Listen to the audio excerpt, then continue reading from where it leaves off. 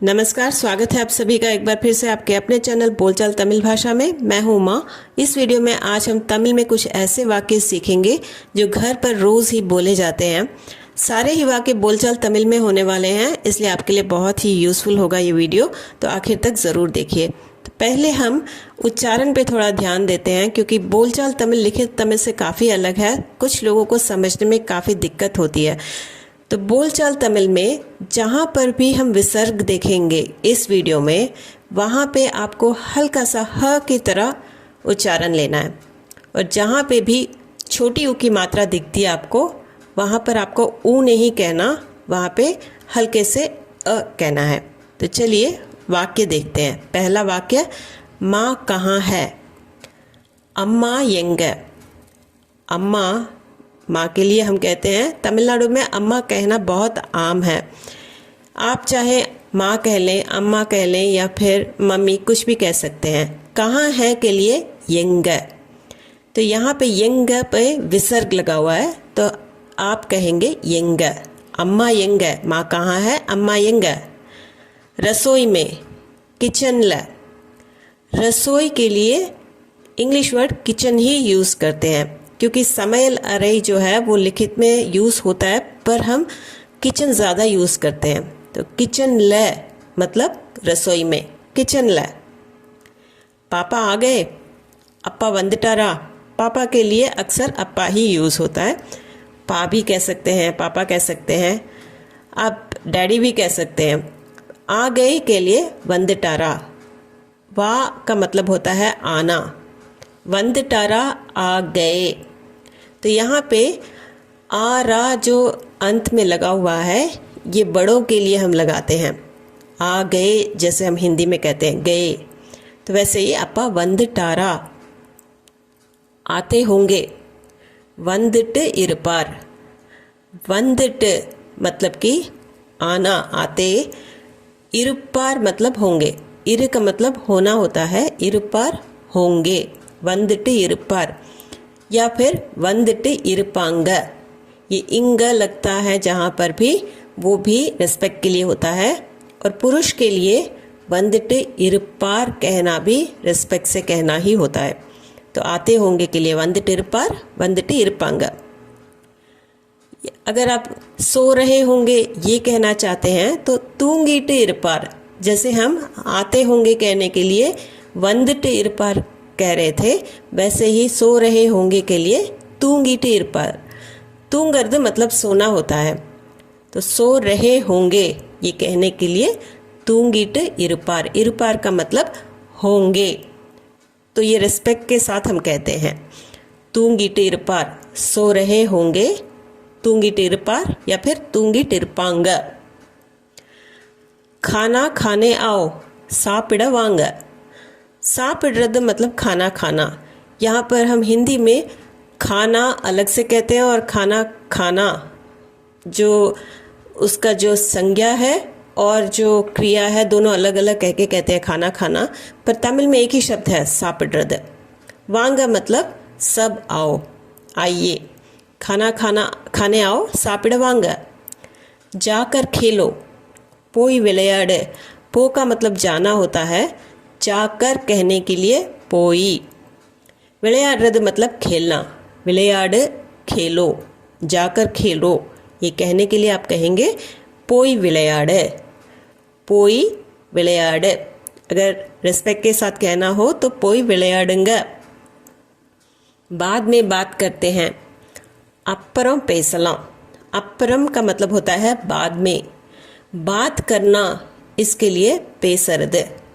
बाद में, अप्परों, बात करते हैं, पेसलाम।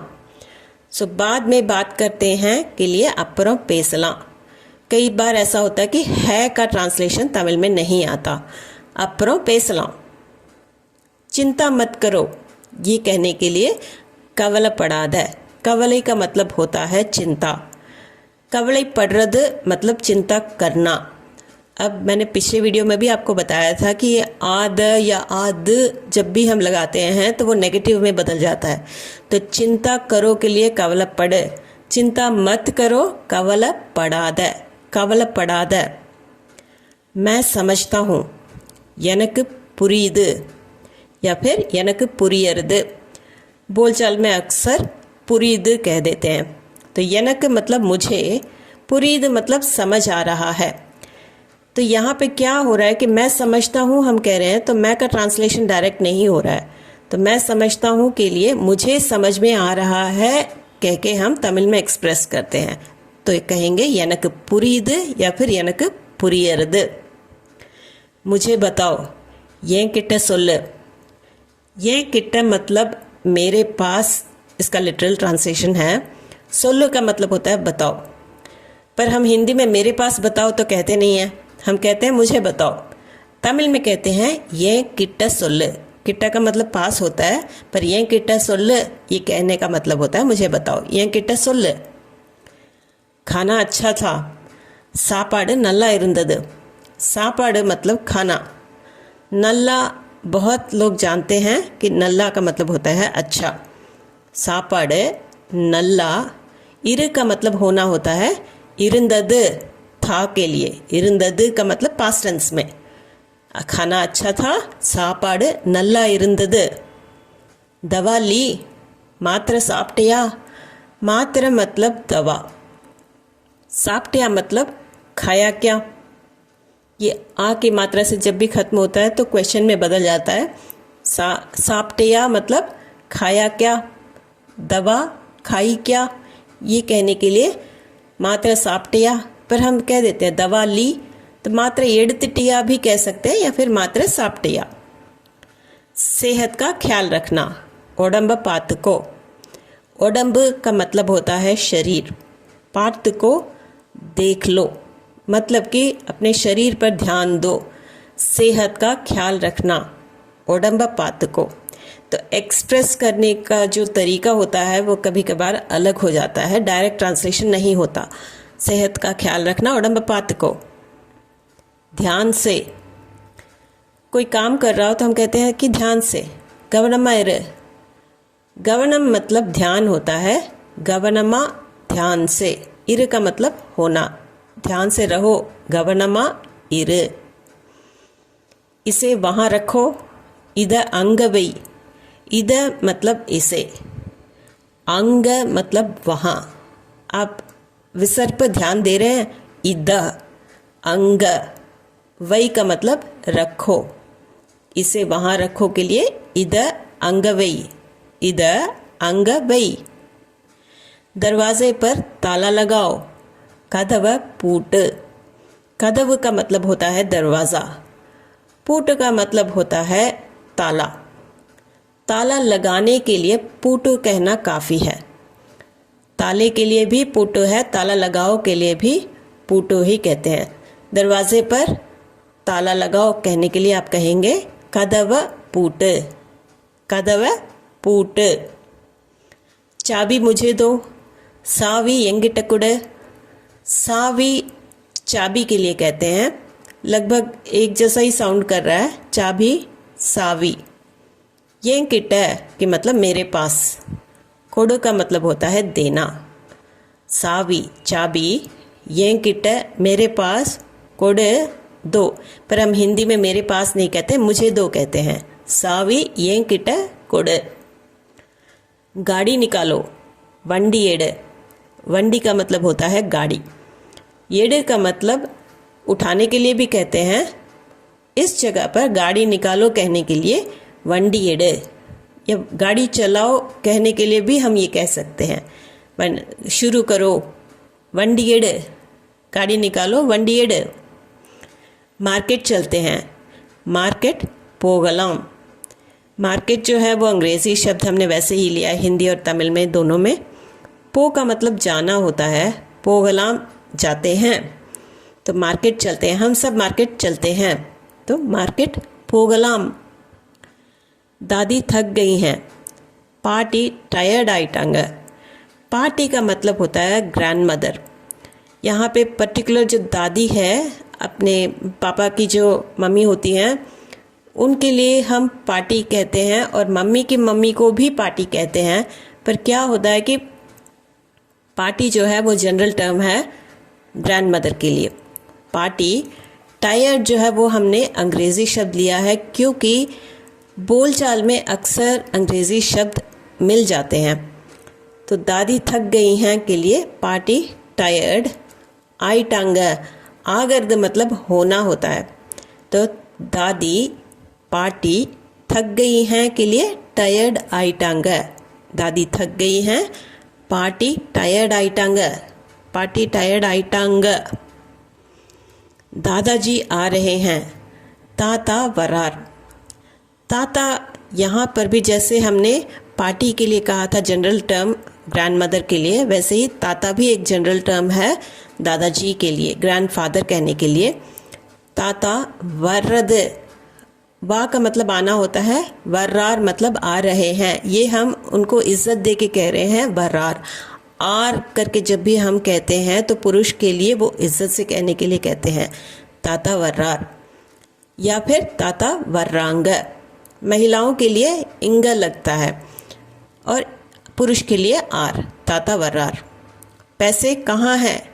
पणम यंग, पणम का मतलब होता है पैसे, यंग कहाँ है? पणम यंग, पणम यंग। कपड़े तय करो, तुणिगल मड़ी, तुणी का मतलब होता है कपड़ा, तुणिगल का मतलब होता है कपड़े, बहुवचन में वो बदल जाता है प्लूरल में। तो तय करने के लिए मड़ी, फोल्ड करो कहने के लिए मड़ी कहते हैं।